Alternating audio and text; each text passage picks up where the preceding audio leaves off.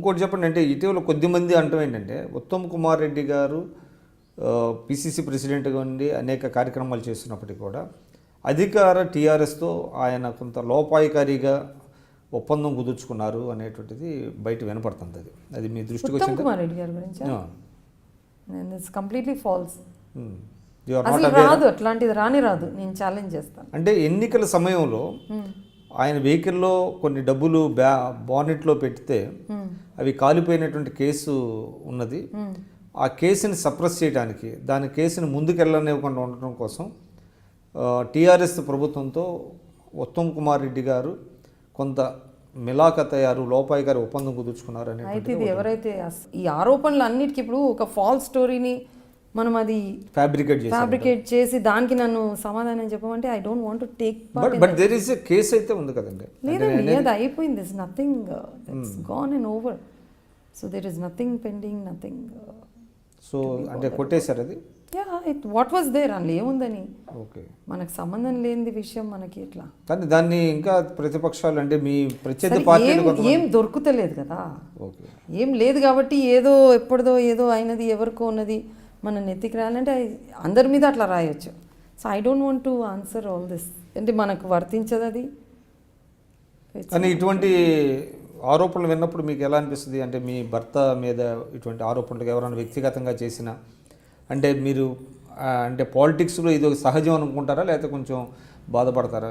లేదండి, ఇది ఇప్పుడు జనరలీ ఐసీ నా వ్యక్తిగతంగా నేను చూస్తే ఎవరు మాట్లాడుతున్నది మన గురించి మంచిగా తెలిసిన వాడు మాత్రం ఇట్లా మాట్లాడాడండి.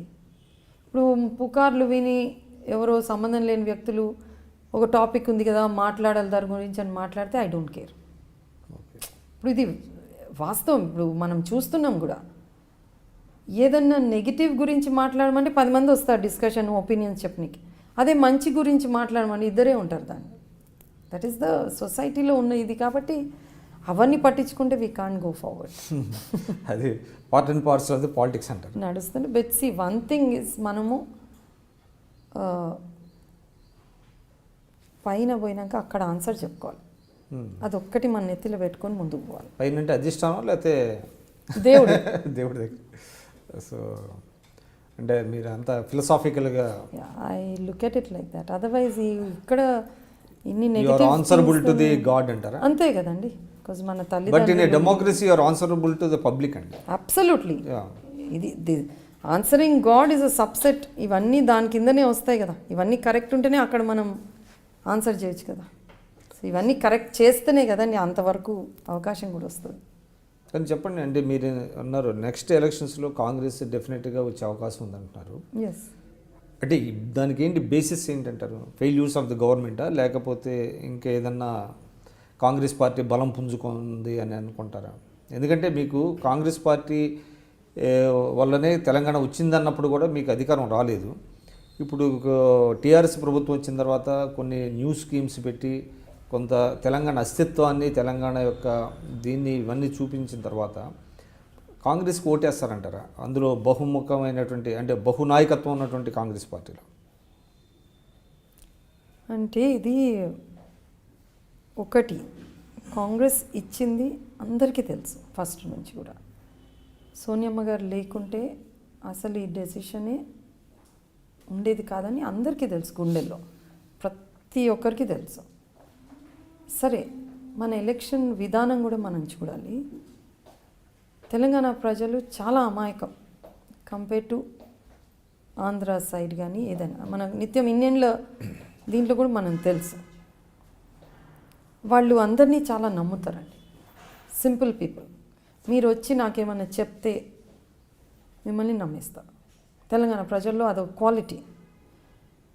చూడను అప్పుడు కేసీఆర్ గారు భగవంతునికి ఆయన శక్తి ఇచ్చిండు కదా, మాట మంచిగా మాట్లాడతారు. Orator, good orator.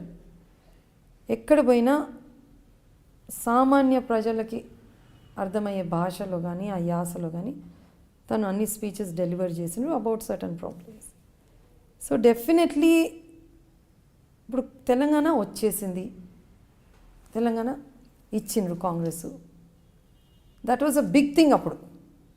సో మళ్ళీ ఇప్పుడు కొత్త మనిషి వచ్చి సరే ఇచ్చిన తెలంగాణని ఎట్లా చేస్తాను ప్యాకేజ్ చేసి ఆ మాటల్లో చెప్పేశారు. ఇవాళ రేపు దిగజారే విలువలు మన సమాజంలో కృతజ్ఞత చెప్పే బదులు సరే ఇంకా మనకు మంచి ఏమొస్తుంది అనే దానికి మనం ఎవరైనా జనరల్ అట్లా ఉంది కదండి. ఇప్పుడు చేసిన పనిని ఆ పని అయిపోయింది కదా, వచ్చేసింది కాంగ్రెస్, సరే ఈయన ఏదో కొత్తగా చెప్తుండు ఈయన దిక్కు చూద్దామని మరి అట్లా ఆలోచించి అమాయకమైన ప్రజలు వీరిని ఎంపిక చేసుకున్నారు.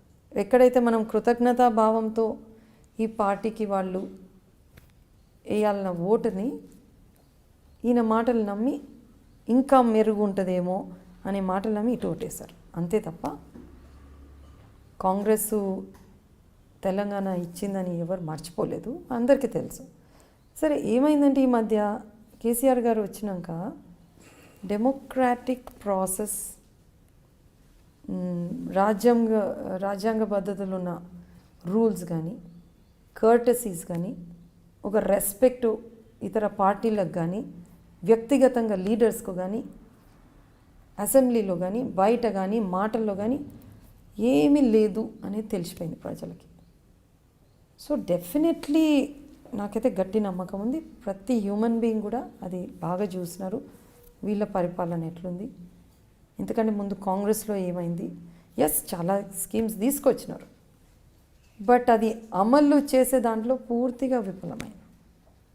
అండ్ కొన్ని తెస్తున్నారు అది పార్టీ పరంగానే అన్ని ప్రజలకు అందరికీ కాకుండా ఒక పార్టీ వ్యక్తులకు కానీ పార్టీ కార్యకర్తలకే ఈ కొన్ని స్కీమ్స్ వర్తిస్తున్నాయని కూడా ప్రజలకు తెలిసిపోయింది. సో డెఫినెట్ ప్రజలు చాలా చైతన్యవంతులు, చూస్తారు. మీరు చూస్తున్నారు ఐ డ్రీమ్ న్యూస్ని. మీరు చూస్తున్నది ఐ డ్రీమ్ న్యూస్. అంటే కళలని నిజం చేస్తూ ప్రజలకి నిజాలని కళల ద్వారా తీసుకొచ్చే ఐ డ్రీమ్కి మై బెస్ట్ విషెస్. మీరు చూస్తున్నది ఐ డ్రీమ్ న్యూస్.